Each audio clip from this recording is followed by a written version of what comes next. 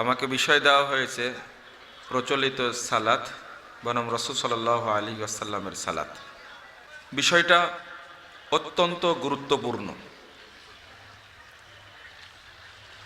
কারণ সালাত এমন একটা ইবাদত, এই ইবাদতটা আল্লাহর দরবারে কবুল হলে ওই ব্যক্তি যাবতীয় অন্যায় পাপাচার খারাপ কাজ থেকে বিরত থাকবে। কিন্তু বর্তমানে মুসল্লির সংখ্যা বেশি দেখা যাচ্ছে, মুসল্লি যেমন বাড়ছে তেমনি দুর্নীতি, সন্ত্রাস, জঙ্গিবাদ, আত্মসাৎ, হারামখোরের সংখ্যাও বাড়ছে। তাহলে মুসল্লি বেড়ে কি লাভ হলো? আল্লাহ রাব্বুল আলামিন বলছেন সূরা আনকাবুত ৪৫ নম্বর আয়াত, ইন্নাস সালাতা তানহা আনিল ফাহশাই ওয়াল মুনকার, নিশ্চয় সালাত বাধা দিবে আনিল ফাহশা, যাবতীয় অশ্লীল কাজ থেকে, ওয়াল মুনকার, এবং খারাপ কাজ থেকে।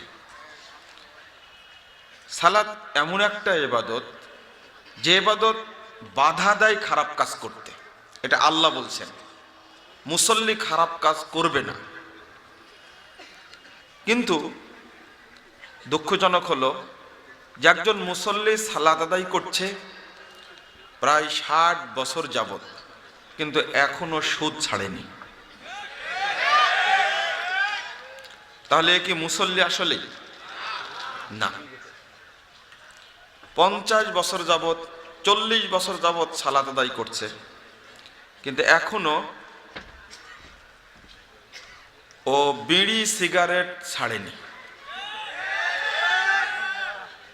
শুনলেন তো, ভালো মতোই ধুলাই করেছে ডক্টর ইমামউদ্দিন।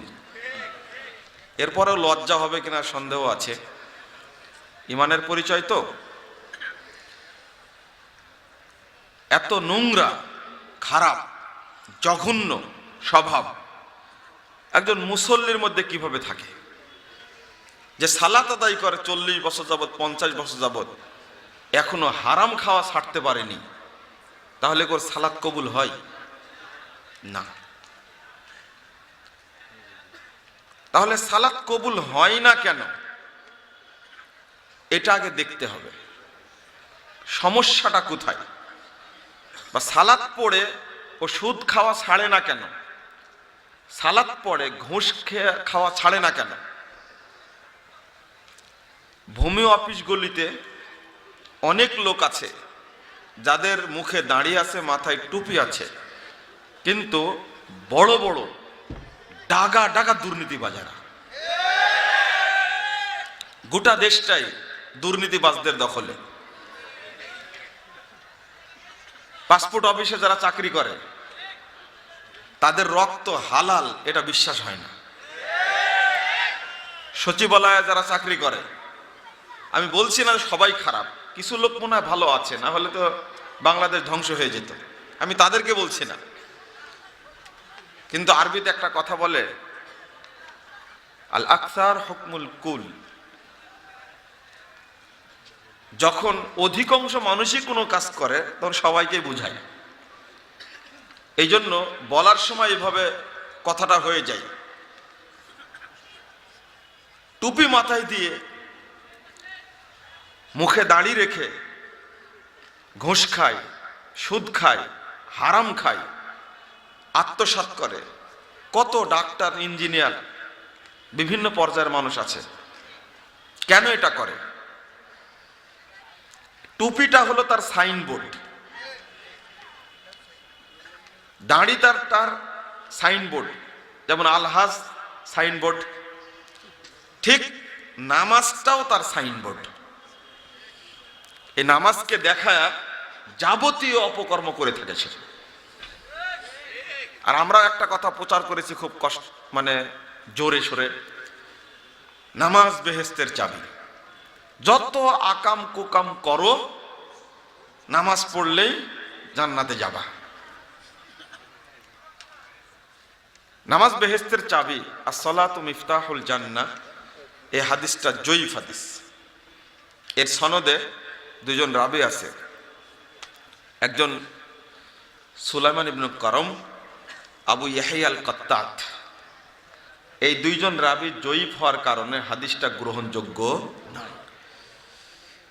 165 পৃষ্ঠা সহিহ বুখারী খুলুন, শুরুতেই একটা আসার নকল করেছেন ইমাম বুখারী রাহিমাহুল্লাহ। সেখানে বলা হয়েছে, আর বাস্তবিক তাই, লা ইলাহা ইল্লাল্লাহ মিফতাহুল জান্নাহ, মূলত লা ইলাহা ইল্লাল্লাহ হলো জান্নাতের চাবি। তবে চাবির দাঁতগুলো হলো সালাত, সিয়াম, হজ, যাকাত, আহকামগুলি হলো চাবির দাঁত। সালাত পড়লেই জান্নাতে যাবেন, সালাত পড়লে জান্নাতে যাবেন, আর সব আকাম কুকাম করবেন, এই দাবিটা ঠিক নয়। উল্টা এসেছে মুসল্লি জাহান্নামে যাবে। আপনারা আয়াতটা পড়েছেন, ফাওয়াইলুল লিল মুসাল্লিন। ওয়াইলটা জাহান্নামের একটা শাস্তির নাম। কেউ বলছেন যে ওয়াইলটা জাহান্নামী, তো মুসল্লিদের জন্য ওয়াইল জাহান্নাম কেন বললেন? কোন মুসল্লি? সহিহ বুখারীর 806 নম্বর একটা হাদিস বর্ণিত হয়েছে। রাসূলুল্লাহ সাল্লাল্লাহু আলাইহি ওয়াসাল্লাম বলছেন, হারামাল্লাহু আসরাস সুজুদ আলান নার। আল্লাহ রাব্বুল আলামিন সেজদার স্থান খাওয়াকে জাহান্নামের উপরে হারাম করে দিয়েছেন। সেজদার স্থানটা জাহান্নাম খেতে পারবে না। তাহলে বুঝা যাচ্ছে তার দেহের সবকিছু পুড়িয়ে ফেলবে, সেজদার স্থানটা পুড়বে না, সেজদার দাগটা পুড়বে না। তাহলে বোঝা যায় যে মুসল্লি জাহান্নামে যাবে। এ হাদিস প্রমাণ করে। কোন মুসল্লি? সে যারা বছরে 2 দিন ঈদের সালাত পড়ে, তাদের কপালে তো দাগ হওয়ার কথা না। যারা সপ্তাহে 1 দিন সালাত পড়ে, তাদের কপালে দাগ হবে না। দাগ তার কপালেই হবে যে ব্যক্তি নিয়মিত সালাত আদায় করে। তাহলে নিয়মিত সালাত পড়ে জাহান্নামে যাবে, এই হাদিস পরিষ্কার স্পষ্ট। রাসূল সাল্লাল্লাহু আলাইহি ওয়াসাল্লাম বলছেন, তিরমিজি 2863 নম্বর হাদিস, মান দাআ বিদাওয়াল জাহিলিয়া ফাহুয়া মিন জুসা জাহান্নাম ওয়া ইন সামা ওয়া সাল্লা ওয়া জামা আন্নাহু মুসলিম।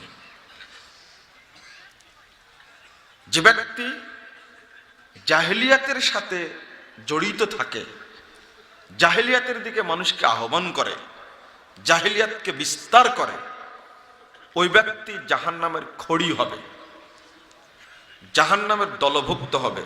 ওয়াইন সামা, যদিও সে সিয়াম পালন করে, ওয়া সাল্লা, যদিও সে সালাত আদায় করে, ওয়া জামা আন্নাহু মুসলিম, যদিও নিজেকে পাক্কা মুসলিম মনে করে।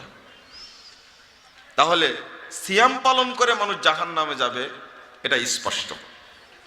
সালাত পড়েও মানুষ জাহান্নামে যাবে, এটাও স্পষ্ট। আমি এতটুকু বলার কারণ হলো এই যে মুসল্লির সংখ্যা বাড়বে, আবার দুর্নীতিবাজের সংখ্যাও বাড়বে, হারামখোরের সংখ্যাও বাড়বে। এই হাদিসগুলো দ্বারা বোঝা যায়। মুসল্লি হারাম খাবে, এই হাদিসগুলো দ্বারা বোঝা যায়। আর এরাই জাহান্নামে যাবে, হাদিসগুলো দ্বারা বোঝা যায়। অতএব সালাত কবুল হয় না কোন কারণে, এই কারণটা আগে উপলব্ধি করা উচিত মুসল্লিদেরকে। মুসল্লিদের আগে বের করা উচিত, ভাবা উচিত, আমার নামাজটা কবুল হচ্ছে না কেন।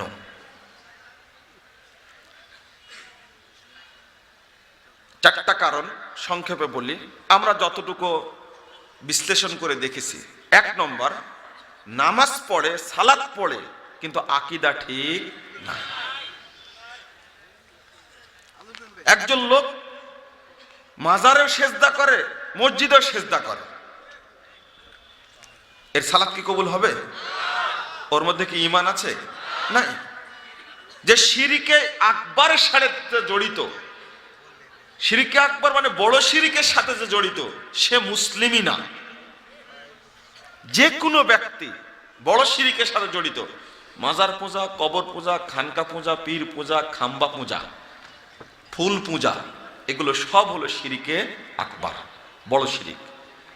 বড় শিরিকের পরিণাম হলো মুখরিজুন আনিল মিল্লাহ, ইসলাম থেকে বহিষ্কার, ও খালিদান মুখাল্লাদান ফিন্নার। আর ও যদি ওই অবস্থায় মারা যায় তাহলে চিরস্থায়ী জাহান্নাম, ও কোনোদিন জাহান্নাম থেকে বের হতে পারবে না। অন্য পাপ করলে আল্লাহ ক্ষমা করে দিবেন, এটা কোরআনে আসছে, হাদিসে এসেছে। কিন্তু শিরকে আকবার করে কেউ যদি মারা যায়, তার পক্ষ থেকে সাদাকা করলেও কোনো কাজ হবে না, দোয়া করলেও কোনো কাজ হবে না। শিরকে আকবার এত, মানে তওবার আগে যদি মারা যায়, একজন লোক হারাম খেয়েছে, পাপ কাজ করেছে, জেনা করেছে, মানুষ হত্যা করেছে, মদ খেয়েছে, মারা গেছে, তার পক্ষ থেকে সাদাকা দিলে, তার পক্ষ থেকে দোয়া করলে আল্লাহ তাকে ক্ষমা করে দিতে পারেন। কিন্তু কেউ শিরকে আকবার করে মারা যাবে, তার জন্য দোয়াও নাই, সাদাকাও নাই, ওর ক্ষমাও নাই, সবই বন্ধ একবারে। বাংলাদেশের অধিকাংশ মুসল্লি শিরকে আকবরের সাথে জড়িত, এই জন্য তাওহীদ যেহেতু নাই, এই জন্য তার ইবাদত নাই। মাঝে মাঝে মুরব্বীদের কথা ভাবি, কত পরিশ্রমী না করছে শুধু ফজিলতের আশায়, কত পরিশ্রম করছে ফজিলতের আশায়, যদিও বা ফজিলত গুলো দলিল দ্বারা প্রমাণিত না। ওই মিথ্যা ফজিলতের দ্বারাই পরিশ্রমটা করছে, তাদের মধ্যে তাওহীদ বলতে কিছুই না। সালাত শিক্ষা দেই, আমি তবলিগে গেলাম, প্রথম সালাতটা শিক্ষা দিলাম, কিন্তু ওই সালাত কি রাসূলের সালাত? না, ওই সালাত প্রচলিত সালাত, মুহাম্মদ সাল্লাল্লাহু আলাইহি সাল্লামের সালাত না। প্রথমত তার ভিতর তাওহীদ নাই। তাওহীদ না থেকে বিশুদ্ধভাবে সালাত পড়লেও কবুল হবে না। তাওহীদ নাই কিন্তু রাসূলের তরিকায় সালাত পড়ছে, কবুল হবে না, না না না, কোনোদিন না, অসম্ভব। কারণ আল্লাহ বলে দিয়েছেন, যে আয়াতটা পড়েছি সে আয়াতে আগে শর্ত করেছেন, ইন্নানি আনাল্লাহ, 114 নম্বর আয়াত সূরা তাহা, নিশ্চয় আমি আল্লাহ, লা ইলাহা ইল্লা আনা, আমি ছাড়া কোনো ইলাহ নেই, ফাবুদনি, অতএব ফাবুদনি মানে ফাওয়াহিদনি, একমাত্র আমার তাওহীদকে মেনে নিন, আমার একত্ব ঘোষণা করুন। প্রথম কথা, ওয়া আকিমিস সালাতা লিযিকরি, আমাকে স্মরণ করার জন্য সালাত আদায় করুন। আগে তাওহীদকে মেনে নিতে হবে, তারপরে সালাত। সালাত পড়ে লাভ নাই যদি তাওহীদ না থাকে। তাওহীদ নাই, বিশুদ্ধভাবে সালাত আদায় করছেন। বাংলাদেশে আলহামদুলিল্লাহ এখন আহলে হাদিসদের সংখ্যা অনেক, সালাফে আকীদার সংখ্যা, লোকের সংখ্যা এখন অনেক আলহামদুলিল্লাহ। কিন্তু তাদের মধ্যে কি ঘুষখোর নাই, সুদখোর নাই, হারামখোর নাই? তারা তো শুদ্ধভাবে সালাত পড়ে, কিন্তু কবুল হয় কি না। শুদ্ধভাবে সালাত পড়লে কবুল হবে না যতক্ষণ পর্যন্ত তার ভিতরে তাওহীদ না থাকবে, ও শিরকে আকবরের সাথে জড়িত, তাওহীদ তার মধ্যে নাই, এই জন্য কবুল হচ্ছে না। নানান ধরনের শিরকের সাথে জড়িত, এই জন্য কবুল হচ্ছে না। 1397 নম্বর হাদিস সহিহ বুখারীর মধ্যে এসেছে, মুহাম্মদ সাল্লাল্লাহু আলাইহি সাল্লাম ওই গ্রাম্য মূর্খ মানুষটাকে প্রথম বলেছিলেন, গিয়েই বলছেন দুল্লানি আলা আমালিন ইযা আমালতুহু দাখালতুল জান্নাহ, এমন আমলের কথা বলুন আমল করে আমি জান্নাতে যাব। রাসূল সাল্লাল্লাহু আলাইহি সাল্লাম প্রথম বললেন তা'বুদুল্লাহ, তা'বুদুল্লাহ মানে তুওয়াহিদুল্লাহ, তুমি আল্লাহর একত্ব ঘোষণা করবে। তারপরে বললেন লা তুশরিকু বিহি শাইয়া, তার সাথে শরীক করো না। দ্বিতীয় নম্বরে বলছেন অতুকিমুস সালাতাল মাকতুবা, ফরজ সালাত আদায় করবে। তাহলে আগে তাওহীদ, তারপরে সালাত। তাওহীদ যদি না থাকে তাহলে বিশুদ্ধভাবে সালাত পড়েও কোনো লাভ নেই। তাহলে আগে তাওহীদ শিখুন, শর্ত এটা। আর এই দৃষ্টিকোণ থেকে অধিকাংশ মানুষ এখন মুনাফিক হয়ে গেছে। মুসল্লিরা বিশেষ করে সূরা ফাতিহা পড়ে, সূরা ফাতিহার প্রথম অংশই হলো তাওহীদ। ও বলছে আলহামদুলিল্লাহি রাব্বিল আলামিন, তাওহীদে রুবুবিয়্যাহ।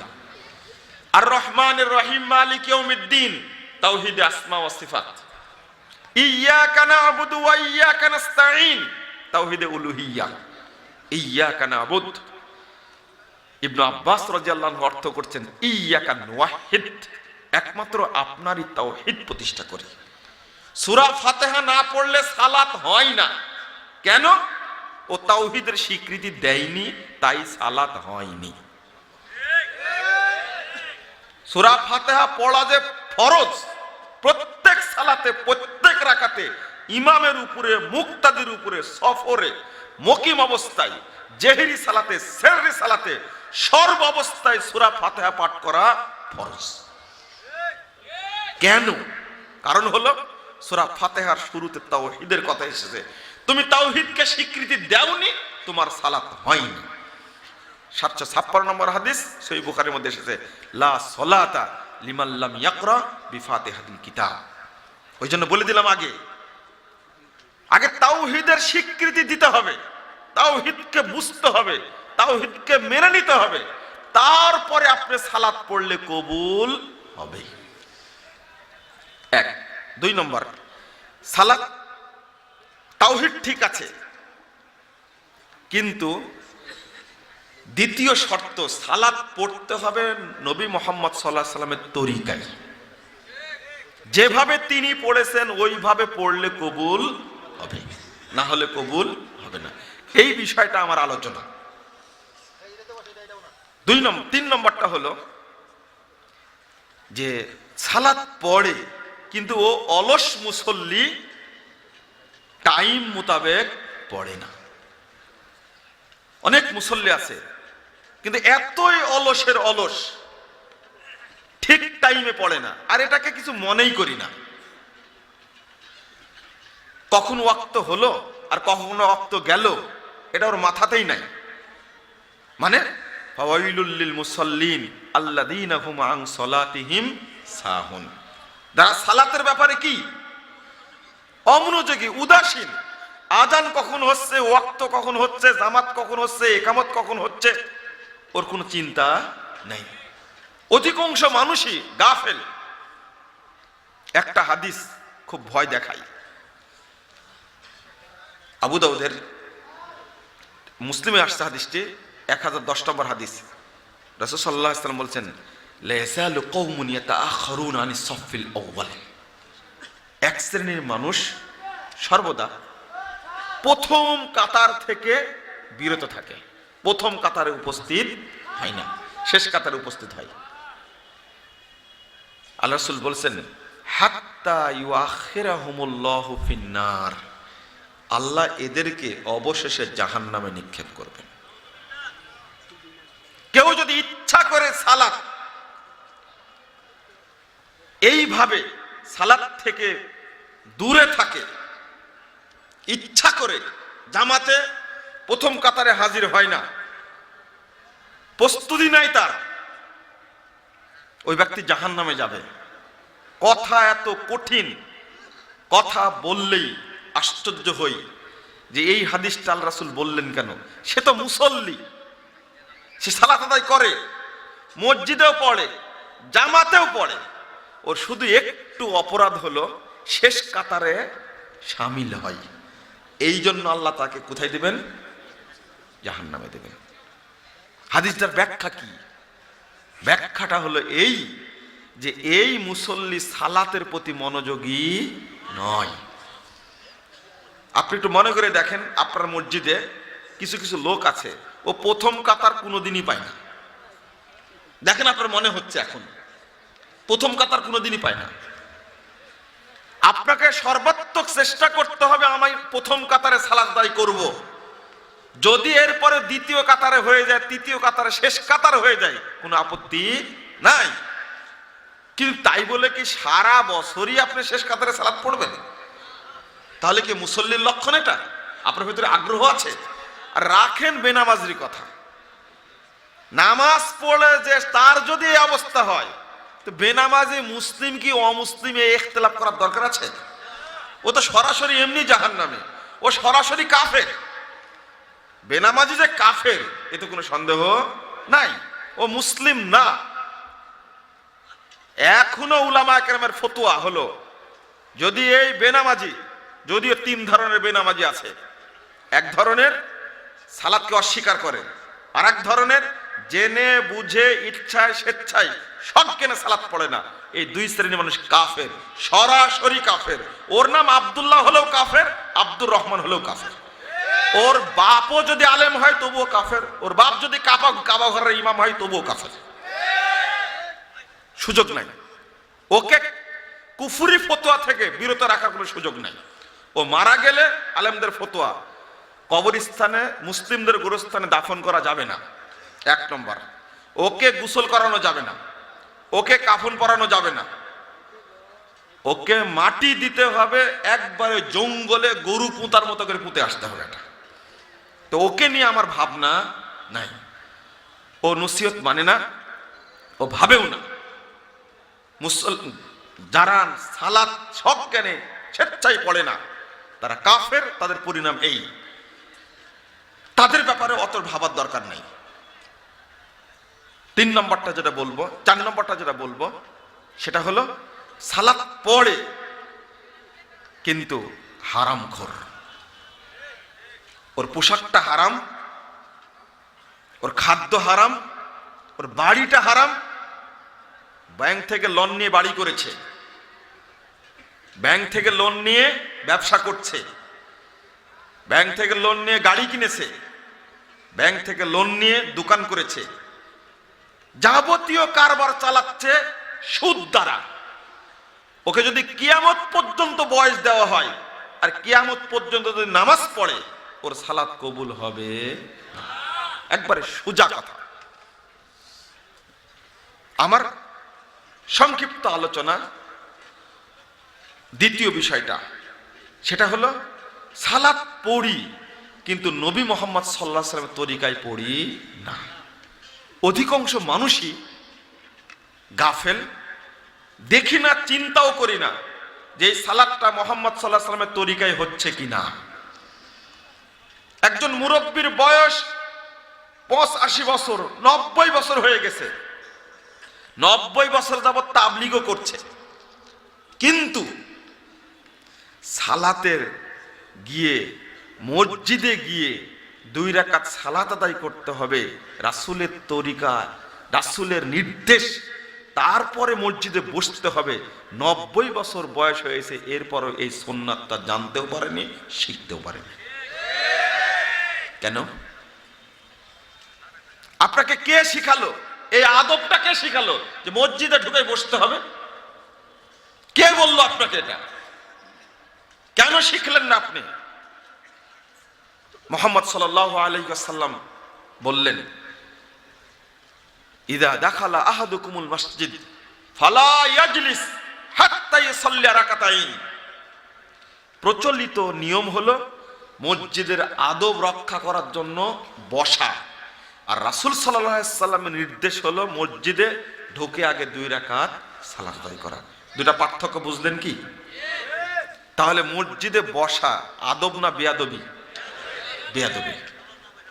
সহিহ বুখারীর 444 নম্বর হাদিস, তোমাদের কেউ যখন মসজিদে ঢুকবে সেজন্য না বসে যতক্ষণ 2 রাকাত সালাত আদায় না করবে।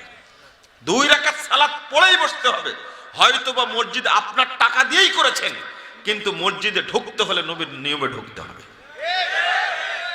আপনি কেন করলেন না এটা? এখানে কি ফজিলত নাই? ফজিলত তো আছে। তিরমিজির 2য় খণ্ডের 209 পৃষ্ঠা খুলেন, রাসূল সাল্লাল্লাহু আলাইহি ওয়াসাল্লাম বললেন বেলালকে, বেলাল ব্যাপারটা কি? বেলাল তাজা, মরেইনি এখনো।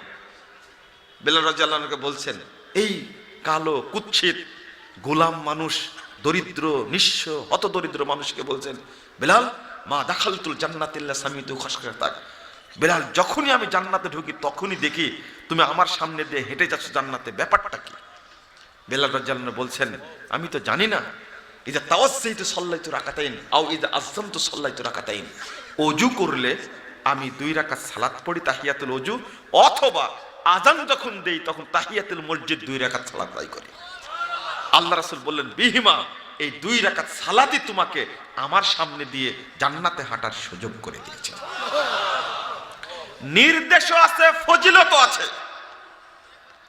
নির্দেশও আছে, ফজিলতও আছে। আপনি মানলেন না কেন? 90 বছর হয়ে গেছে, এই সুন্নাতটা মানার আজও সুযোগ হয়নি। ফজিলত মানবেন, দাবি দেখি ফজিলতের পিছনে ছুটে বেড়ান, তো এই ফজিলতটা কি চোখে পড়েনি? এখানে ফজিলত আছে, এটা কি চোখে পড়েনি?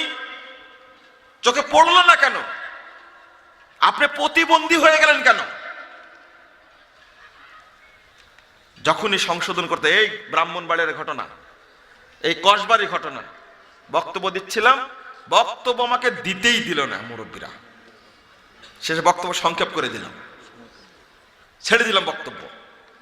আর এগুলো বলতে গেলেই মুরব্বীদের মধ্যে বেশি প্রতিক্রিয়া হয়, আর প্রতিক্রিয়া হয় আলেমদের মধ্যে। মানতেই চাইবে না একবারে, মানে বাপ দাদা জীবনে যা করছে ওটাই করবে, এমন কড়া কথা বলে, যদি বাপ দাদা জাহান্নামে যেতে আমরাও জাহান্নামে যাব, এইভাবে বলে। তাহলে ভুল সংশোধন হবে কি করে? আপনাদের মানসিক প্রতিবন্ধী, প্রতিবন্ধী না হতেন তাহলে একটু তলায় দেখতেন, হিসাব করে দেখতেন, একটু ভাবতেন। এই সুযোগটা হয়নি এখন পর্যন্ত। আরো প্রচলিত সালাতের সাথে অনেকগুলো পার্থক্য, যদিও আমরা বিষয়গুলো কড়া করে বলি না, আকীদার ক্ষেত্রে কোনো ছাড় দেই না, তো আমলের ক্ষেত্রে আমরা স্বাভাবিক কথা বলি আর বলি সহিহ হাদিসটাকে প্রাধান্য দিতে হবে। আর যদি বেদাত হয় তার ক্ষেত্রে কোনো ছাড় নাই। ফিকহি মাসালার ক্ষেত্রে কিছু ছাড় দেওয়া যায়, কিন্তু কখনোই আকীদার ক্ষেত্রে, শিরিকের ক্ষেত্রে কোনো ছাড় নেই। সুন্নাত মানার ক্ষেত্রে যদি বেদাত ঢুকে যায় সেখানে কোনো ছাড় নেই। এটা তো বেদাত। মসজিদে ঢুকে বসে পড়া কি? এটা বেদাত। সুন্নাত হলো 2 রাকাত সালাত আদায় করা। একটার পর একটা উদাহরণ দিতে গেলে অবস্থা অন্যরকম হয়ে যায়। মুহাম্মদ রাসূলুল্লাহ সাল্লাল্লাহু আলাইহি ওয়াসাল্লাম বলছেন, একটা করেছে আর একটা। সালাত শুরুতে বলতে গেলে যদি ওযু বলতে যায়, ওযুর মধ্যে অনেক ত্রুটি, ওযু হয় না, তা সালাত হবে কি করে? ওযুর শুরুতেই একটা বেদাত তৈরি করেছি, বলেছি ওযুর দোয়া পড়তে হবে বিসমিল্লাহির রহমানির রহিম, আল ইসলামু হাক্কুন ওয়াল কুফরু বাতিলুন আল ঈমানু নূরুন ওয়াল কুফরু যুলমাতুন। একটা দোয়া শিক্ষা দিলাম, এর কোনো জাল হাদিসও নেই। গোটা দেশে বাজার গরম, এই দোয়া পড়তেছে। বেটা দেখো, তিরমিজি খোলা 25 নম্বর হাদিস, আল্লাহর নবী শুধু বলতেন বিসমিল্লাহ। আমি বিসমিল্লাহই বলবো মরা পর্যন্ত, বেদাতের সাথে আপোষ করব না। সাহস কোথায়? দোয়া তৈরি করার সাহস তোমার? যেখানে মুহাম্মদ সাল্লাল্লাহু আলাইহি ওয়াসাল্লাম সাহস করতে পারেননি, তুমি দোয়া তৈরি করলে কেন? একটা দোয়া তৈরি করেছে, যেগুলো বাজারে চলছে সবগুলো ভুয়া। ওই যে রোজার জন্য একটা দোয়া করেছি, দোয়া তৈরি করেছি, আল্লাহুম্মা সুমতুলাকা ওয়া তাওয়াক্কালতু আলা রিজকিকা ওয়া আফতারতু বিরহমাতিকা ইয়া আরহামার রাহিমিন, মাঝখানে কিছু আছে মনে হয়, ছুটে গেল সম্ভবত। এটা তৈরি করেছি। বাজার গরম, পেপারে, পত্রিকায়, টিভি, রেডিও, হুজুর, ইমাম, খতিব, বক্তা সবাই এই দোয়া শিক্ষা দিচ্ছে। রমাজান মাস সিয়াম খোলার সময়, ইফতার করার সময় এই দোয়াটা এইভাবে মুখস্থ করানো হচ্ছে। এর পিছনে কোনো দলিল নাই, জাল দলিলও নাই, এর পিছনে সম্পূর্ণ তৈরি করা। আজকে না, আজ থেকে অন্তত 500 বছর পূর্বে বলে গেছেন একজন হানাফি বিদ্বান, মিরকাতুল মাফাতির মধ্যে, মিশকাতের ভাষ্যের মধ্যে প্রথম খণ্ডের 131 পৃষ্ঠায় তিনি বলে গেছেন, ইস্তারা আলা আলসিনাতিন নাস ওয়ালাকিন লাইসা লাহু আসল। মানুষের মুখে মুখে কথাটা প্রচলিত, কিন্তু এর কোনো ভিত্তি নাই, চলছে শুধু এটা। হাফেজ, হুজুর, খতিব, ইমাম কুরআন তেলাওয়াত করেই বলছে সাদাকাল্লাহুল আযীম। দলিল কোথায়? নাই তো। ইফতারের দোয়ার কথা বলতে গেলে ছুটে গেল, আল্লাহুম্মা লাকা সুমতু আলা রিজকিকা আফতারতু, আবু দাউদের হাদিস, হাদিস সনদ জয়ীফ, এটা বলা যাবে না। ইফতারের সময় শুধু বলবেন বিসমিল্লাহ, মনে থাকবে? কি বলবেন? বিসমিল্লাহ। তো ইফতার করে যাহাবাত জামা ওয়া আবতালাতুল রুক ওয়া সাবাতাল আজর, ইনশাআল্লাহ এই হাদিস সনদ হাসান বলা যাবে। অনুরূপভাবে 803 নম্বর হাদিস নাসাইর সুনাল আমাল ইয়াউমি ওয়াল লাইলার মধ্যে এসেছে, অর্থাৎ কুরআন তেলাওয়াত করেই রাসূল সাল্লাল্লাহু আলাইহি ওয়াসাল্লাম যে দোয়াটা পড়তেন, সুবহানাকা ওয়া বিহামদিকা আশহাদু আল্লা ইলাহা ইল্লা আনতা আস্তাগফিরুকা ওয়া আতুবু ইলাইকা, সনদ সহিহ। কুরআন তেলাওয়াতের পরে এই দোয়াই পড়ব, আমি সাদাকাল্লাহুল আযীম পড়ব না। তৈরি করলেন কেন তাহলে?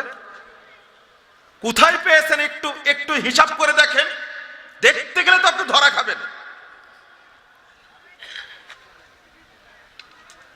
যখনই বলছে মুয়াজ্জিন আসসালাতু খায়রুম মিনান নাওম, তখনই বলছে সাদ্দাকতা ওয়া বারারতা। দলিল কোথায়? কিয়ামত পর্যন্ত সময় দিলাম, বের করেন আপনি। যদি বের করতে পারেন, সনদ সহিহ হয়, কোনো বাক্য ব্যয় না করে মেনে নেব ইনশাআল্লাহ। তবে যতদিন দলিল না পাবেন ততদিন পর্যন্ত এই দোয়া পড়া যাবে না। আসসালাতু খায়রুম মিনান নাওমের জবাবে আসসালাতু খায়রুন নাওমি বলতে হবে। কথা পরিষ্কার? সালাম ফিরার পরে মুরব্বি বলছে আস্তাগফিরুল্লাহ রাব্বি মিন কুল্লি যামবিন ওয়া আতুবু ইলাইহি। কিয়ামত পর্যন্ত সময় দিলাম, বের করেন তো কোথায় আছে এই দোয়া। আপনি কেন পড়লেন এটা? কেন পড়লেন? যদি সালাত বাছাই করতে যাই, এই বাছাই করতে গিয়েই জাল হাদিসের কবলে রাসূল সাল্লাল্লাহু আলাইহি ওয়াসাল্লাম সালাত, এই বইটা আপনাদেরকে আমরা উপহার দিয়েছিলাম আলহামদুলিল্লাহ। কিন্তু এই বইটা হাতে নিয়ে টেকনাফ থেকে তেতুলিয়া পর্যন্ত সারা দেশে এই বেদাতি ভাইরা, আমি ভাই বলছি, বেদাতি আলেমরা এতই বিসৎকার করেন আর এতই মিথ্যাচার করেন, তাদের কাজই হলো এই বইটার বিরুদ্ধে কথা বলা। তবে আলহামদুলিল্লাহ তারাই প্রচার করছে, আলহামদুলিল্লাহ। আমি শুধু বলি আল্লাহ তাদেরকে হেদায়েত দান করো। হেদায়েত দিলে আপত্তি আছে? না, কোনো আপত্তি নাই। তারা পড়ুক, বুঝুক। তবে এই বইটা পড়ে আলহামদুলিল্লাহ বহু বড় বড় মাপের আলেমের মাথাকে আল্লাহ সংস্কার করে দিয়েছেন, আলহামদুলিল্লাহ সুম্মা আলহামদুলিল্লাহ। যে জীবনে কোনোদিন নফল আযান করে সালাত আদায় করেনি, তিনি নফল আযান করে সালাত আদায় করা শুরু করেছেন। অনেকে প্রকাশ করেন, অনেকে প্রকাশ করেন না। গালিগালাজ করে লাভটা কি? বাস্তবতায় আসুন, ফিরে আসুন। আপনি একটা দলিল দেখান যে আযানের আসসালাতু খায়রুম মিনান নাওম বললে সাদ্দাকতা ওয়া বারারতা বলতে হবে, একটা দলিল দেখান। ওইটাই বলতে হবে, সাদ্দাকতা বারারতা বলার দলিল কোন নাই। আযানের দোয়ার মধ্যে যোগ করেছি ওয়ারযুকনা শাফাআতাহু ইয়াউমাল কিয়ামা ওয়াদ দারাজাতার রাফিয়া। কোথায় পেলাম? বের করুন। কোথায় পেলাম? বের করুন। আপনি কি বলেন? আল্লাহর নবী একটা শব্দ সহ্য করতে পারলেন না, আর আপনি এতগুলো দোয়া তৈরি করে দিলেন নরমালি, একবার স্বাভাবিক গতিতে। আর যত নিয়াত তত তো আছেই তৈরি করা। কিছু নিয়াত তৈরি করেনি, আলহামদুলিল্লাহ। এই নিয়াত তৈরি করার আগেই মারা গেছে, এই জন্য আল্লাহ শুকরিয়া, আলহামদুলিল্লাহ। সেদিনে শেখ আকরামুজ্জামান আব্দুল সালাম বলছিলেন, কোরআন পড়ার নিয়াতটা তৈরি করেনি, আলহামদুলিল্লাহ বেঁচে গেছে কোরআন। কবরে লাশ রাখার নিয়াতটা তৈরি করেনি, আলহামদুলিল্লাহ বেঁচে গেছে। তারপরে আপনার কি বলে যে বাজারে যাওয়ার নিয়াতটা তৈরি করেনি, তা আলহামদুলিল্লাহ বেঁচে গেছি তো আমরা। এই যে এতগুলো নিয়াত তৈরি করার আগেই যে মরে গেছে, এই জন্য আলহামদুলিল্লাহ পড়ার দরকার না, আলহামদুলিল্লাহ। তো বাস্তবতা এমনই, কেন তৈরি করলেন? একটা হাদিস 176 পৃষ্ঠা তিরমিজির মধ্যে এসেছে, বারা ইবনে আযবকে আল্লাহ রাসূল ঘুমানোর দোয়া শিক্ষা দিচ্ছিলেন, ঘুমানোর দোয়া শিক্ষা দিচ্ছিলেন। আল্লাহ রাসূল বলছেন, আমানতু বি নাবিয়িকা আল্লাযী আরসালতা, তুমি বলো যে আমি ঈমান আনলাম আপনার নবীর প্রতি যাকে আপনি পাঠিয়েছেন। তো বারা ইবনে আযব মাতবরি করে বলছেন যে আমানতু বি রাসূলিকা আল্লাযী আরসালতা। কি চেঞ্জ হয়েছে বলেন তো?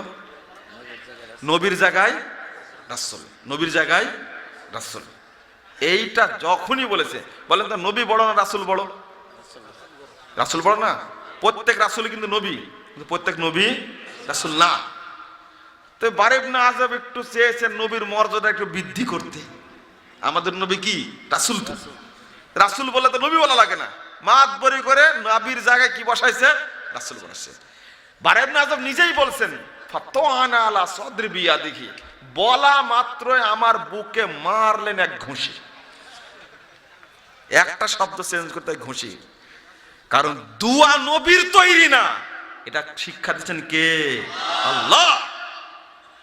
আল্লাহর নবীর সামনে বারা ইবনে আযব একটা শব্দ পরিবর্তন করে যেন ঘুষি খেয়েছেন। এই হুজুরেরা কতটা ঘুষি খাবে চিন্তাও করে না, ভাবেও না। নিয়াতগুলো তৈরি করে দিছে, বেতেরের নিয়াত, তারপরে জানাজার নিয়াত, ঈদাইনের নিয়াত, সুন্নাতের নিয়াত, নফলের নিয়াত, প্রত্যেক ইবাদতের আলাদা আলাদা নিয়াত। নিয়াত মুখস্থ করতে গিয়ে মুসল্লির 12টা বেজে যাচ্ছে। তাই বাদ দিয়া যদি সূরা শিখতো কত ভালো হতো না? এটা মূলত ইহুদি খ্রিস্টানদের একটা চক্রান্ত, অন্য কিচ্ছু না।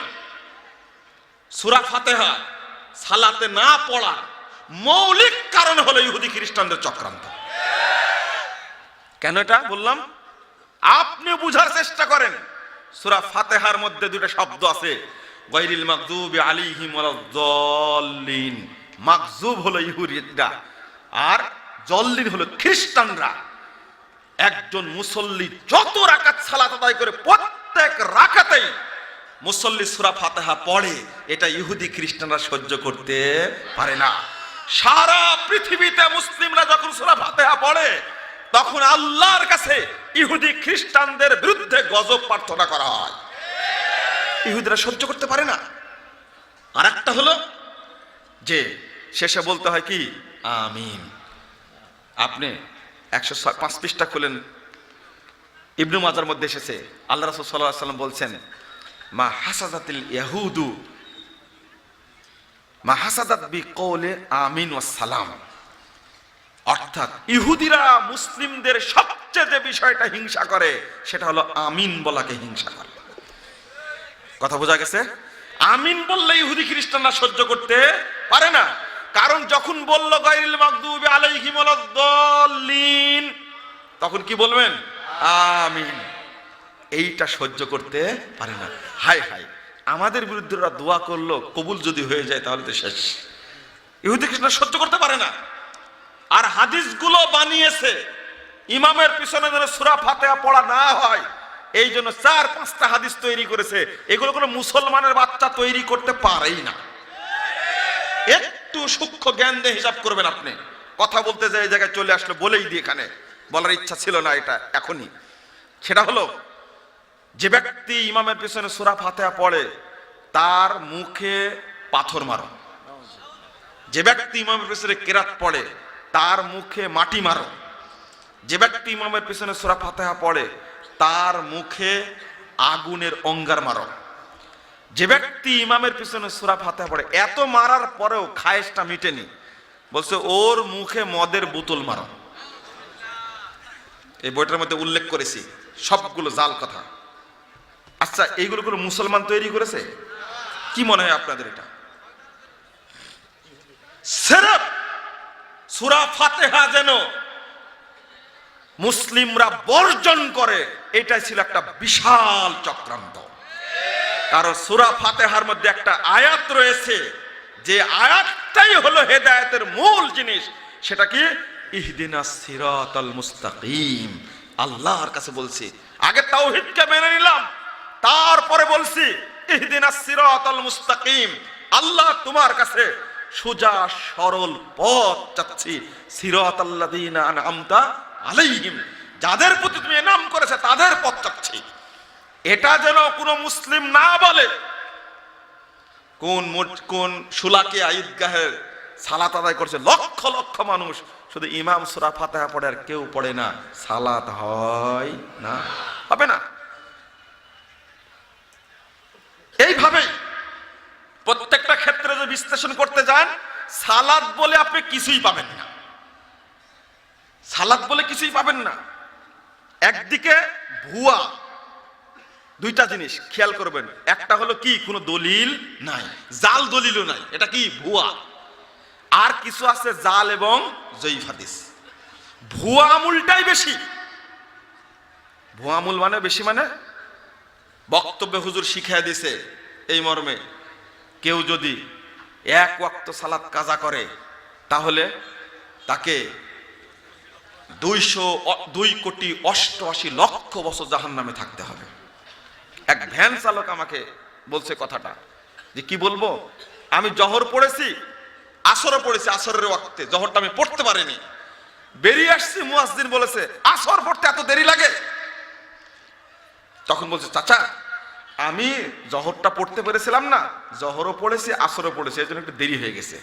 তখন মুরব্বী বলছে, কাঁকড়াইলের মুরব্বী তো কড়া ফতোয়া, বলছে চাচা আমি তো আসলে জহর পড়তে পারিনি, জহরও পড়লাম আসরও পড়লাম। মুরব্বী দিছে জাঁতে ফতোয়া বসায় দিছে, ও তুমি নামাজ কাজা করেছো, তোমাকে 2,88,00,000 বছর জাহান্নামে থাকতে হবে। ভ্যান চালক বলছে, চাচা পড়লাম যে আমি। তো বলছে, তুমি পড়লেও তোমাকে আগে 2,88,00,000 বছর জাহান্নামে থাকতে হবে, তারপরে তোমার জান্নাত হতে পারে। তোর ভ্যান চালক মাথায় হাত দেয়া বলছে, চাচা আমি যে চাচা নামাজ না পড়াই ভালো ছিল। দলিল 100, এটা পাবেন 116 পৃষ্ঠায় ফাজাইলে নামাজ অংশের মধ্যে। আপনাদের আর কষ্ট করতে হবে না, আলহামদুলিল্লাহ। সে কষ্টকর কাজটা করে দিয়েছে, আলহামদুলিল্লাহ। নতুন বই এসেছে, তাবলীগের স্বরূপ। কোথায়? ফাজাইলে নামাজ, ফাজাইলে জিকির, ফাজাইলে দরুদ, ফাজাইলে হজ, ফাজাইলে সাদাকাত, ফাজাইলে কুরআন, ফাজাইলে রমজান মর্মে যত জাল জয়ীবগুলো ছিল, আলহামদুলিল্লাহ কষ্ট করে বের করে দিয়েছে। আর সহিগুলো পাশাপাশি উল্লেখ করে দিয়েছে, মানুষ যেন সহিটা জানতে পারে। আল্লাহর কাছে দোয়া করবেন আপনারা, আল্লাহ যেন বইটাকে কবুল করেন। আর এই বইটা জাল হাদিসের কবর রাসূল সাল্লাল্লাহু আলাইহি সাল্লাম বইটা যেমন আপনারা নিজে কিনে হাজার হাজার কপি আপনারা বিতরণ করেছেন, আমি আপনাদের কাছে দাবি করি দাওয়াতের স্বার্থে তাবলীগের স্বরূপ বইটা হাজার হাজার কপি সারা দেশে বিতরণ করুন, সারা পৃথিবীতে বিতরণ করুন। এইটা আপনাদের প্রতি আবেদন থাকলো। এই মুরব্বীদেরকে চেষ্টা করতে হবে তারা যেন অন্ধকূপ থেকে জাল জয়ীব মিথ্যা কাহিনী বানোয়াট কাহিনীর এই অন্ধ সাগর থেকে যেন তারা বেরিয়ে আলোর পথে আসতে পারে। আল্লাহ তৌফিক দান করুক, আল্লাহুম্মা আমিন। বন্ধুরা আমার, যেটা বলছিলাম, কেন করলো বললো এটা 2,88,00,000 বছর? দলিল নাই। জাকারিয়া সাহেব নিজে লিখছেন, লাম আজিদহু ফিমা ইনদি মিন কুতুবিল হাদিস, আমার কাছে যে হাদিসের গ্রন্থ সময় আছে, এই গ্রন্থ সময় এই হাদিস পাইনি। লিখলেন কেন আপনি? 680 নম্বর হাদিসটা খুলুন, সহিহ মুসলিমে এসেছে। রাসূল সাল্লাল্লাহু আলাইহি ওয়াসাল্লাম এবং সাহাবায়ে কেরাম খাইবার যুদ্ধ থেকে ফেরার সময়, খাইবার থেকে ফেরার সময় যাত্রা বিরতি দিয়েছিলেন। বেলালকে বললেন তুমি ডেকে দিও। বেলাল রাদিয়াল্লাহু আনহু সালাত পড়তে পড়তে নিয়ে ঘুমিয়ে গেলেন। বেলা হয়ে গেছে, সূর্য উঠে গেছে। হাদিসে শব্দ আছে হাত্তা জরাবাতহুমুশ শামস, সূর্যের তাপ এত বেশি হয়েছে পিঠে লাগার কারণে আল্লাহ রাসূল প্রথম জায়গা পেয়েছে। বেলালকে বলছে, বেলাল ঘটনা কি? তা আপনাকে যিনি ঘুমায় দিয়েছেন আমাকে তিনি ঘুমায় দিয়েছেন, কিছু করার নাই, উঠো এখান থেকে চলো, শয়তান বাসা বেঁধেছে। দূরে যায় সালাত আদায় করলেন। আপনি ফতোয়া দেন আল্লাহ রাসূল এবং সাহাবীরা কত বছর জাহান্নামে থাকবে বলেন তো দেখি। সালাত কাজা হয়নি সেদিনে? কাজা আপনারও হতে পারে, আমারও হতে পারে। 596 নম্বর হাদিসটা খুলুন, 97 নম্বর হাদিসটা খুলুন, সহিহ বুখারী। আল্লাহর নবী বলছেন, মান নাসিয়া ওয়া নামা আনিস সালাহ, কেউ যদি ঘুমিয়ে যায় বা সালাত ভুল করে, ভুলে গেছে, সালাত মনে নাই, অত ঘুমাচ্ছে, টাইম চলে গেছে, আল্লাহ রাসূল বললেন আল্লাহ কত দয়া করেছেন বান্দার উপরে, ফালিয়ুসাল্লিহা ইযা যাকারাহা ফাইন্নাহা কাফারাতুহা, যখন স্মরণ হবে তখন পড়ে নিবে, এটাই হলো কাফারা। এখানে কোনো শাস্তি আছে? এখানে কাফারা হলো এটা একটা। আল্লাহ কত দয়া করেছেন। আর মুরব্বি ফতোয়া দিয়ে দিল 2,88,00,000 বছর জাহান্নামে থাকতে হবে। ইন্না লিল্লাহি ওয়া ইন্না ইলাইহি রাজিউন। বললাম কোটির কমে কোনো ফজিলত নাই, বানাইছি ফজিলত, যেটা চলছে প্রচলিত। সালাত তো ব্যাপক বিষয়, দলিল নাই। নবী মুহাম্মদ সাল্লাল্লাহু আলাইহি ওয়াসাল্লাম বলেছেন, একটা আমরা প্রচার করছি, আর একটা ফাজাইলে নামাজ অংশের 125 পৃষ্ঠা খুলেন, সেখানে একটা তথ্য দিয়েছে, যে ব্যক্তি এক ওয়াক্ত সালাত জামাতের সাথে পড়বেন, দেখেন প্রচলিত নিয়ম, ওই ব্যক্তি 3,35,54,432 গুণ নেকি পাবে। মানে কোটির কমে কিছুই নাই। কোন হাদিসে আছে? কোন দলিলে আছে? নাই। আমার সামনে ঘটনা এটা পড়ছে, আমি বলছে দলিল কোথায়? তো বলছে যে এটা দলিল মনে হয় না। আমি বলছি এটা তো ফাজাইল আমল, দলিল কই? তো বলছে এটাই দলিল। কি বলবেন আপনি? দুর্ভাগ্য, জাতির দুর্ভাগ্য। হাদিসে এসেছে, 560 নম্বর হাদিসটা এখন আবু দাউদের মধ্যে এসেছে, 25 থেকে 27 গুণ নেকি বেশি হবে, এটা হাদিস। তাহলে এটাই বলবো, কোথায় বাড়িয়েছি 3,35,00,000, কোটির কমে কিছু নাই। একবার সুবহানাল্লাহ বললে নেকি পাওয়া যায় 49 কোটি, মানে কোটির কমে নাই। লাখও আছে অবশ্য, 20 লাখও আছে একটা। তো কি এটা? আল্লাহর নবী বললেন একটা, 556 নম্বর হাদিস, সহিহ মুসলিমের প্রথম খণ্ডের 118 পৃষ্ঠা, রাসূল সাল্লাল্লাহু আলাইহি সাল্লাম বলে দিলেন এই মর্মে, যে একবার যদি কেউ সুবহানাল্লাহ বলে, কেউ যদি সুবহানাল্লাহ বলে, আল্লাহ এত খুশি হন, 7টি আসমানে যত জায়গা, 7টি জমিনে যত জায়গা, সমস্ত জায়গা নেকিতে পূর্ণ হয়ে যাবে। আপনাদের কসবা ভর্তি হবে 49 কোটি নেকি দিয়ে?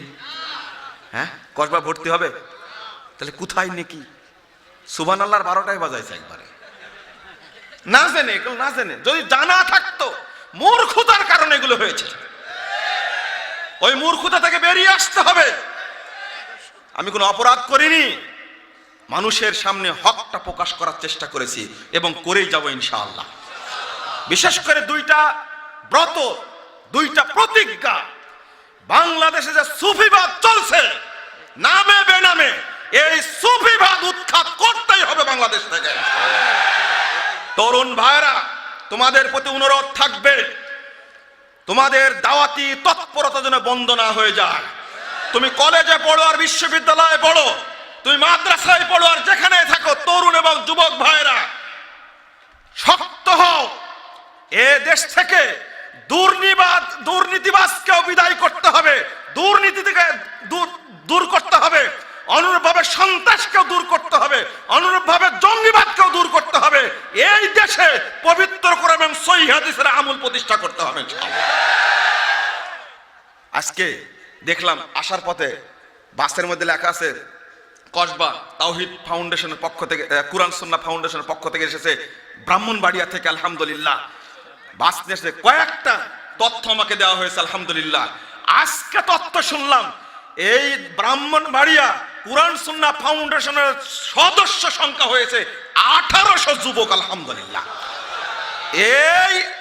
এই ব্রাহ্মণবাড়িয়াতে একদিন শিরকও থাকবে না, বেদাতি থাকবে না, মাজার পুরা থাকবে না, কবর পূজাও থাকবে না ইনশাআল্লাহ।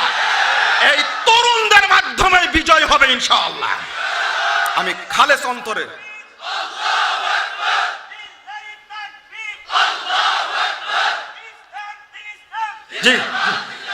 মুরব্বী গরম হয়ে গেছে, মুরব্বী গরম হয়ে গেছে। এত গরম হলে বক্তব্য দেওয়া যাবে না, একটু থামেন, আমি কথা বলি। ইনশাআল্লাহ দোয়া করে যাচ্ছি, তাওহীদের বীজ যেহেতু রোপণ করা হয়েছে, এর গাছপালা হবে, ফল ফুল হবে, গোটা ব্রাহ্মণবাড়িয়া জেলা ইনশাআল্লাহ তাওহীদে প্রতিষ্ঠা লাভ করবে ইনশাআল্লাহ। কোনো ভয়ের কারণ নাই।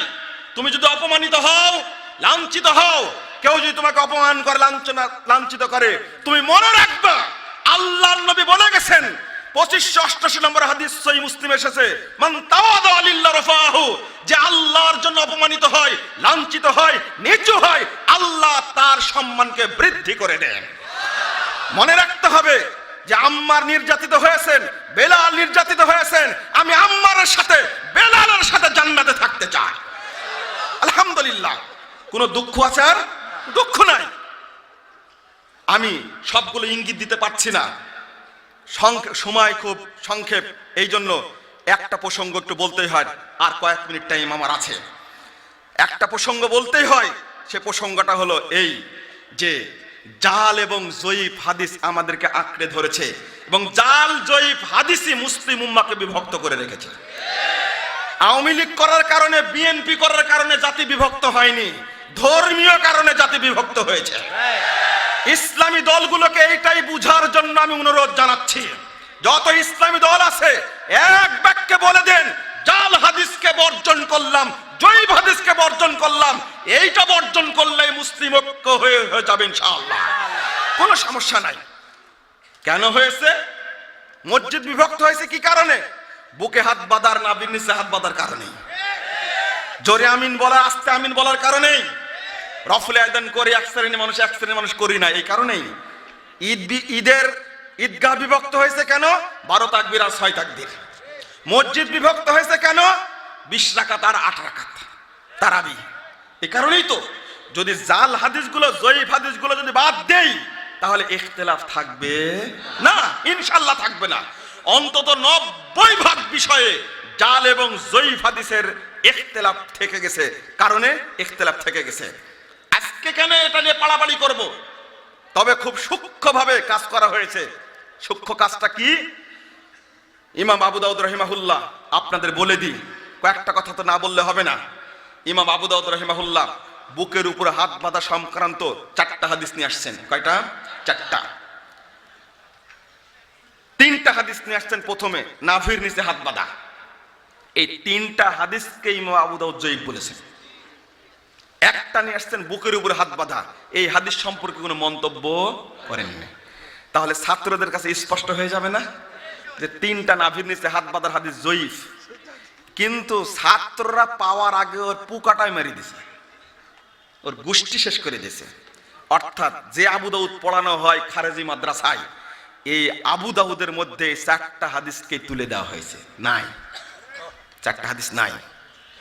আপনি খুলেন 110 পৃষ্ঠা আবু দাউদের মধ্যে খুলেন, এই উপমহাদেশ ছাপা আবু দাউদে। কেন নাই? কোন কারণে নাই? আলেম সাহেব, আপনি হাটহাজারী বড় মাদ্রাসায় পড়া, আপনি দেওবন্দে পড়া বড় মাদ্রাসায়, আপনার যদি বিবেক থাকে একটু চিন্তা করে দেখবেন কেন 4টা হাদিস নাই। আপনারা আমার কথাটা তদন্ত করবেন কি করে? যারা আলেম আছে তদন্ত করবেন। রিয়াজের প্রিন্টে আছে, কুয়েতের প্রিন্টে আছে, সৌদি আরবের প্রিন্টে আছে, বৈরুতের প্রিন্টে আছে, জর্ডানের প্রিন্টে আছে, সিরিয়ার প্রিন্টে আছে, মিশরের প্রিন্টে আছে, লিবিয়ার প্রিন্টে আছে, মধ্যপ্রাচ্যের সমস্ত দেশের প্রিন্টে এই হাদিস আছে, বাংলাদেশের প্রিন্টে নাই কেন? কিনুন, আবু দাউদ এখন পাওয়া যাচ্ছে, বাংলা বাজারে পাওয়া যাচ্ছে, আপনি কিনে নিন। আর একটা মানে সহজ করে দিই, ইসলামিক ফাউন্ডেশনের আবু দাউদ খুলবেন বাংলা, ওই আবু দাউদের মধ্যে দেখবেন নিচে আছে হাদিসগুলো আছে, তবে টিকায় লিখে দিছে এই হাদিসগুলোতে উপমহাদেশের নুসখায় নাই। আপনি তদন্ত করে দেখবেন, বাংলা আবু দাউদে আছে কিন্তু। কথা বোঝা গেছে? কেন করলো এটা? স্পষ্ট হয়ে যেত মানুষের সামনে, ছাত্রদের সামনে, আলেমদের সামনে, কিন্তু স্পষ্ট হওয়ার আগে ওকে উৎখাত করে দিছে। 12টা বাজা দিয়েছে আবু দাউদের। আবু দাউদের উপরে অত্যাচারটা বেশি হয়েছে। তার আগে 109 পৃষ্ঠায় একটা কাজ করেছে, যেহেতু বুকে হাত বাঁধার হাদিস সহি, এই সহিটাই গ্রহণ করব, জয়ীফটা গ্রহণ করব না। সোজা কথা। 2 নম্বর, বিষয়টা। এখানে আর একটা ফেতনা পাকিয়েছি, মহিলারা বুকের উপরে পুরুষরা নাভির নিচে। দলিল সময় দিলাম কিয়ামত পর্যন্ত খুঁজনের দলিল পাওয়া যায় কিনা। এই পার্থক্য কে করলো? পুরুষরা নাভির নিচে, মহিলারা বুকের উপরে, দলিল কোথায়? এই পার্থক্য শরীয়তে বর্ণিত হয়নি। শুধু একটা, এই যে তাশাহুদ পড়ার সময় আঙ্গুলটা টুপ করে উঠা লা ইলাহা ইল্লাল্লাহ বলে উঠে আমার নামা রাখি, এর পক্ষে কোনো জাল দলিল না। সহিহ হাদিস 989 নম্বর হাদিস, 1336 নম্বর হাদিস সহিহ মুসলিম এসে, আবু দাউদের মধ্যে এসেছে, আল্লাহ রাসূল শুরু থেকে নিয়ে শেষ পর্যন্ত আঙ্গুল নাড়াতেই থাকতেন, দৃষ্টিতে এই জায়গায় থাকতো। এই একবার টুপ করে উঠানোর কোনো দলিল নাই। কেন তৈরি করলেন এটা? নাই যেহেতু আমি মানবো কেন? প্রথম বলেছে একটা জাল জয়ীফ হাদিস, আর একটা কাজ করেছে। আবু দাউদের 109 পৃষ্ঠা খুলুন, 109 পৃষ্ঠার মধ্যে আমার অপরাধ হলো এই তথ্যগুলো শুধু ফাঁস করে দিয়েছি, আলহামদুলিল্লাহ, আর কোনো অপরাধ নাই আমার। ওরাও জানে এটা, প্রশ্ন করছে যেহেতু দুইটা খুলে দেখছি নাই, এটা নাই কেন? আলেম আপনি দেওবন্দে পড়েছেন, হাটহাজারিতে পড়েছেন, ওই বাবুনগরে পড়েছেন, তারপরে কোথায় কোথায় পড়েছেন, আপনি রহমানিয়াতে পড়েছেন, তো দলিলটা দিন। এটা শিক্ষিত মানুষের কাছে আলেম ধরা খেয়ে যাচ্ছে, এই জন্য বিপদ। দলিল সহ পাচ্ছে। রফুল আয়দেন করা সম্পর্কে ইবনে মাসুদ থেকে হাদিস নিয়ে এসেছেন আবু দাউদ রাহিমাহুল্লাহ। ইমাম আবু দাউদ 202 হিজরিতে জন্ম, 275 মৃত্যু, কত আগে ফয়সালা করে দিয়েছেন। আজকে কেন কামড়া কামড়ি করবো আমরা? কামড়া কামড়ি করার দরকার আছে? তিনি হাদিস নিয়ে এসে ইবনে মাসুদ রাদিয়াল্লাহু আনহু একবার রফুল আয়দান করলেন। এই হাদিস বর্ণনা করে ইমাম আবু দাউদ বলে দিচ্ছেন, হাদা হাদিসুন মুখতাসারুন মিন হাদিসিন তাবিলিন লাইসা হুয়া বিসাহিহিন। এই হাদিস সহিহ নয়। একবার রফুল আয়দান করা হাদিস সহিহ নয়। এইটা 275 হিজরির পূর্বে ইমাম আবু দাউদ বলে গেছেন।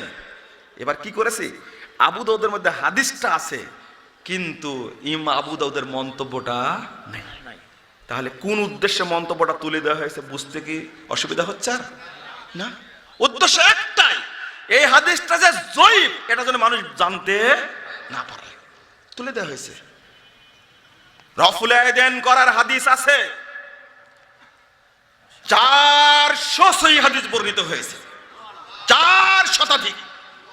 শুধু কুতুবে সিত্তার মধ্যে প্রায় 51-52টি হাদিস বর্ণিত হয়েছে। সহিহ বুখারীতে আসছে আপনার 5টা, 735, 36, 37, 38, 39। সহিহ মুসলিমে এসে 5টা, 897, 98, 99, 89, 98, 99, 91, 90, 91। তারপরে আপনার আবু দাউদের মধ্যে এসেছে 16টি, ইবনু মাজার মধ্যে এসেছে 11টি, নাসাইর মধ্যে এসেছে 13টি, তিরমিজির মধ্যে আসছে 1টি। মোট প্রায় 51-52টি হাদিস বর্ণিত এসেছে কুতুবে সিত্তার মধ্যে। একটা হাদিস জয়ীফ হওয়ার কারণে সব হাদিসগুলো কি হয়ে গেল? বাতিল হয়ে গেল, সব হাদিস ছেড়ে দিয়েছে। সবচেয়ে কুকর্ম যেটা, সবচেয়ে খারাপ যেটা, একজন ইমাম, একজন খতিব দাঁড়িয়ে বক্তব্য দিচ্ছে যে আসলে রাসূলের যুগে সাহাবীরা গোপনে বগলে পুতুল রাখতো, তো এই জন্য আল্লাহ রাসূল রফুল আয়দান করতে বলেছিলেন। এখন বগলে পুতুল রাখি না, রফুল আয়দান করা লাগবে না। ওফ, যদি আজকে উমরের যুগ থাকতো ওকে ফাঁসির কাছে ঝুলানো হতো। তুমি সাহাবীদের বিরুদ্ধে মিথ্যা অপবাদ দিলে কেন? যে সাহাবীরা মূর্তির বিরুদ্ধে সংগ্রাম করেছেন, মূর্তির বিরুদ্ধে সংগ্রাম করতে গিয়ে জীবন দিয়েছেন, তারা কি গোপনে বগলে পুতুল রাখতো? এত বড় ডাহা মিথ্যা কথা কোথায় পেলে? প্রথম কথা, এই একটা কথা বলার জন্য জাহান্নাম তোমার জন্য রেডি, বেশি লাগবে না। সাহাবীদের উপরে অপবাদ দিয়েছে এটা। আর একটা জিনিস হলো কি, খুব চমৎকার করে একটা হাদিস তৈরি করেছে, আব্দুল্লাহ ইবনে জুবায়ের থেকে হাদিস তৈরি করেছে এর মর্মে যে আব্দুল্লাহ ইবনে জুবায়ের রাদিয়াল্লাহু আনহু একদিন দেখলেন একজন ব্যক্তিকে সালাত পড়তে।